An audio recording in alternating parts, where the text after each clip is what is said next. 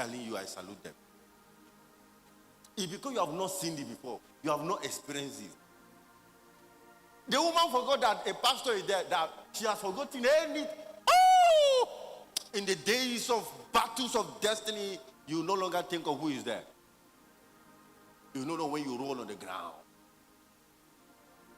Why? Because there is something you're looking for. Who is seeing how I pray? Who is seeing how many clothes I have? It's about you trying to fight yourself to find yourself on the corridor, on that pedestal, so that you can bring forth the things that God has spoken concerning your life and destiny. It was a great moment. It was a great scene, what I went through last week. Oh! And that is why, if I can pick from the natural realm the glimpse of how child is being bred, I can also tell you that I have picked or have a glimpse on how the glimpse of eternity.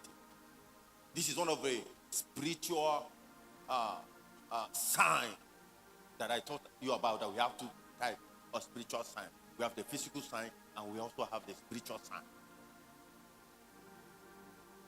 So if you are here, if you have a child, you must know what that child is pointing to. And if you are here, if you have never gone and asked your mother, when they give birth to you, what are your signs? Your life is like, you're just like, you'll be trying an error. Let me try akara. Let me try puff. Let me try shawarma. You will not last long. Amen. Having said this, I just give you the glimpse of my week. My week was Matthew chapter 11, verse 28. Matthew chapter 11, verse 28. Matthew chapter 11, verse 28. Come unto me, all ye that labor and are heavily laden, and I will give you rest. Come unto me, all ye that labor. My concern here, it is the issue of the laboring and rest. You may think that rest in this context is about you having money in your bank account.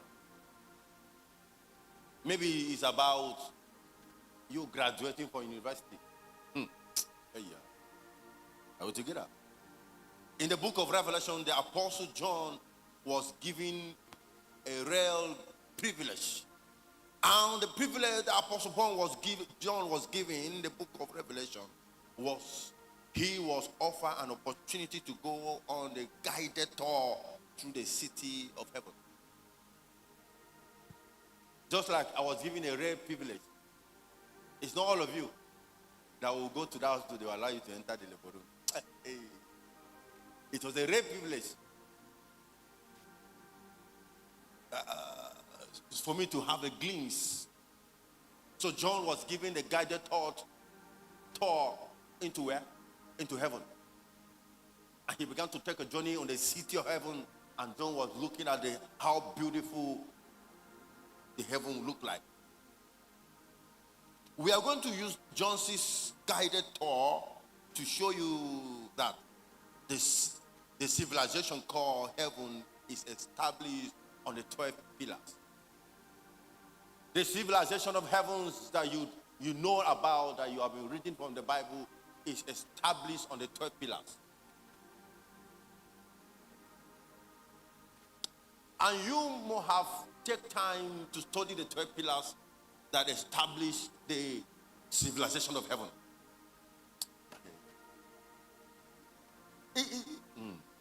It's as sweet as anything. Just like if you don't know how the pillars or how a woman can give birth to a child is, you only be talking English. Me, I can say some few things. Because I saw how the woman went through the pain. It means that Jesus said, come here, all ye that labor. It means that Jesus is trying to describe a set of people that have not found rest. Many believers have come to church, but yet they have not found rest. The rest that which I'll talk about is far beyond you having clothes, having money, food in your bank account, have houses in everywhere, have everything, food in your house. That is not the rest. With the food you have not yet found rest. Meanwhile, the 12 pillars upon which the civilization of heaven is established are pillars that are open and available to the believers even while he is on earth. But because no one the Bible says you have eye but you have not seen, you have ear but you are not hearing. But the civilization of this heaven, of the 12 pillars that establish heaven, is not on the closed door. It is not hidden for a believer. It is available for every believer to do what? To take a glimpse of it. You don't wait until you die before you feel the civilization of heaven. And that's what Jesus said, come on ye that are heaven laden. Because there's something beyond the human realm. There's something beyond your thought. There's something beyond you going for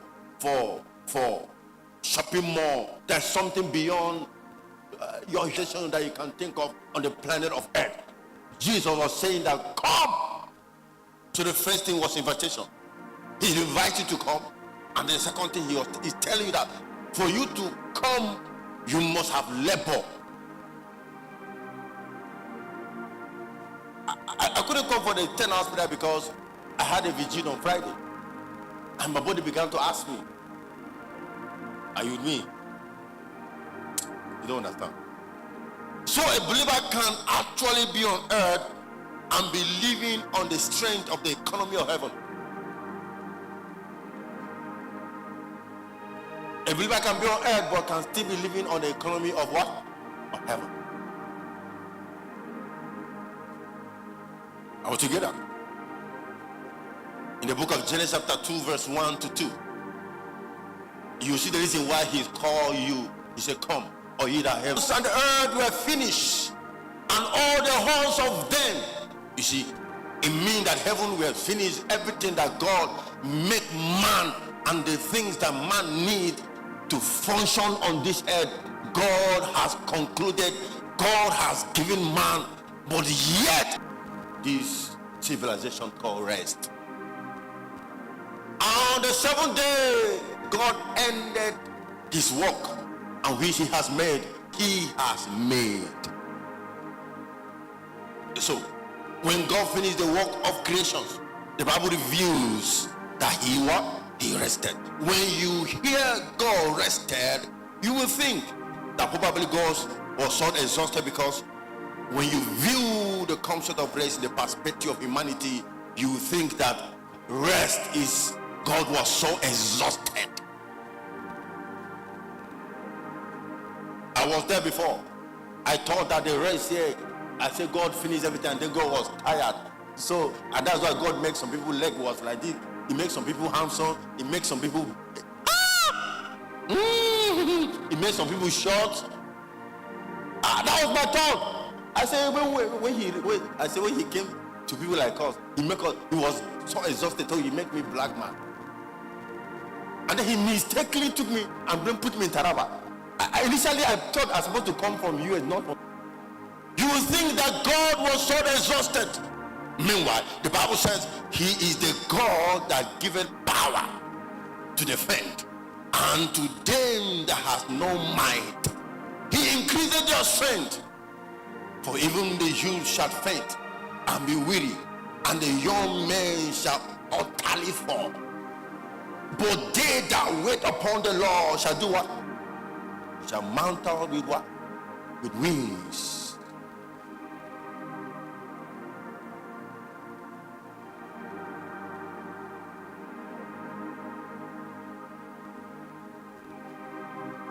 What does he renew by thee? He said, and ye shall renew their strength and give it power and give power to defend.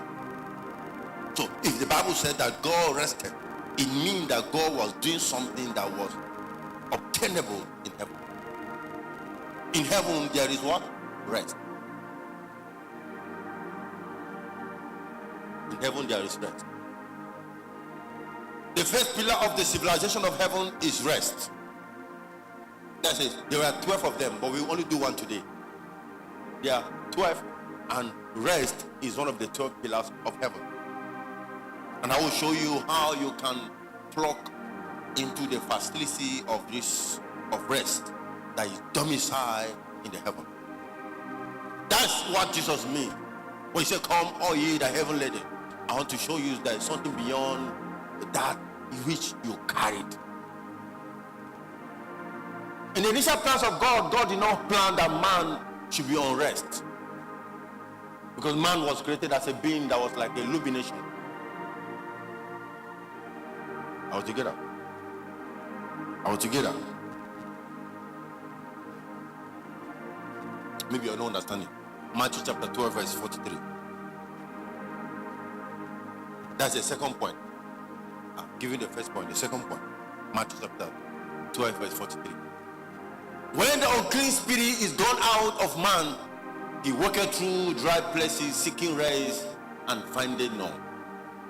So the second point is that only demon or demonic spirit that are not giving their location of rest. Only demonic spirit and that are not giving their location of what? Rest. And you know that when God created man was a tripartite, or man was created as a tripartite. Man has a soul, a body, and the man has a spirit. And he said this demonic unclean spirit, when they go out and walk it through dry places seeking rest and findeth none. And don't forget, let me make this statement so that we can move on. A believer can be demonized, but a believer cannot be possessed. Demonization is different from possession. Are you with me? So a believer that have no labor to enter rest can be demonized. And if care is not taken, that believer can be possessed. As you take the journey, you understand. Every spirit that exists in the heavens has an allocation of rest that he needs to apply himself. And only set of spirits that are not giving this allocation of rest are what? An unclean spirit. They are the only one. Just like this spirit, the fallen angels. The fallen angels are part of the beings that constitute themselves into the archons.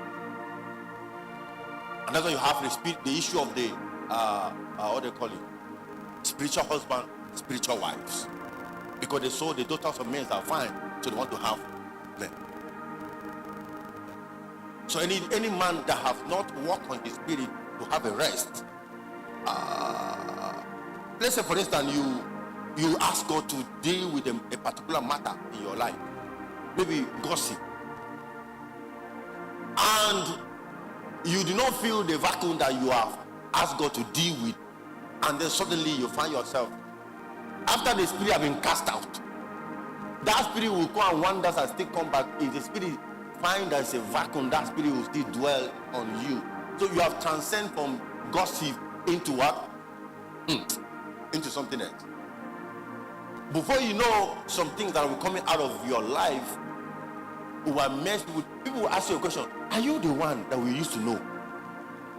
What's changed? What suddenly happened to this person that you have changed? So many things have changed about you. So it's only the unclean spirit that has not been given what? The allocation of rest. So part of what formed the civilization of heaven is this economy of rest that is allocated to every spirit. And I also want you to understand widely that you also have what? A spirit. The Bible revealed that there is a spirit in man, and the inspirations of God, the Almighty, give them understanding, so that your human spirit is supposed to enjoy the allocation of rest. I can tell that many people today in the church that have not enjoyed this allocation of rest. Their spirit is not resting. They can dress well, smell good, but they are not resting. There is something far beyond this physical realm.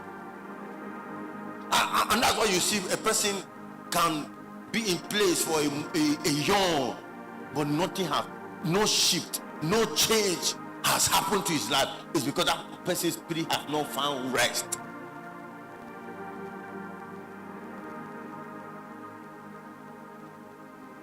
Are we together?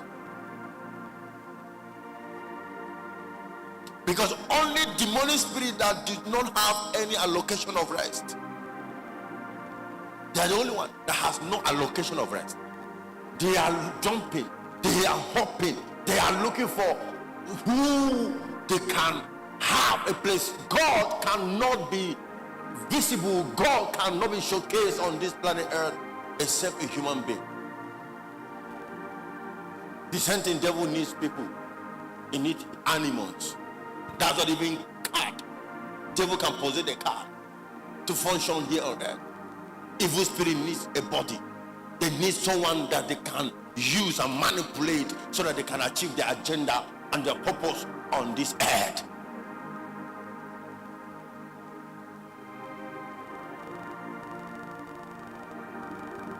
Let us push this further. Exodus chapter 31 verse 17. Exodus chapter 31 verse 17. There is a spirit in man, and the inspiration of God giving them understanding. Media who are trying now, you know. Exodus chapter 31 verse 17. Verse 17. Verse 17. It is a sign between me and the children of Israel forever. For in 6 days the Lord made heaven and the earth, and on the seventh day he rested and was refreshed. Don't forget, last Sunday we were talking about sign, and I said a signboard is pointing to a destination apart from himself. So Jesus is saying that it is a sign. So rest and refreshing, it is a sign between God and man. So when man avoid God, what happened is that demonic spirit will take charge of his life, of his spirit man. So there are two PowerPoint words I want to reveal to us when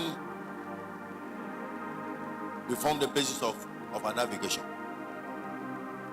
Now, still talking about the Sabbath and the rest. According to God, that rest is a sign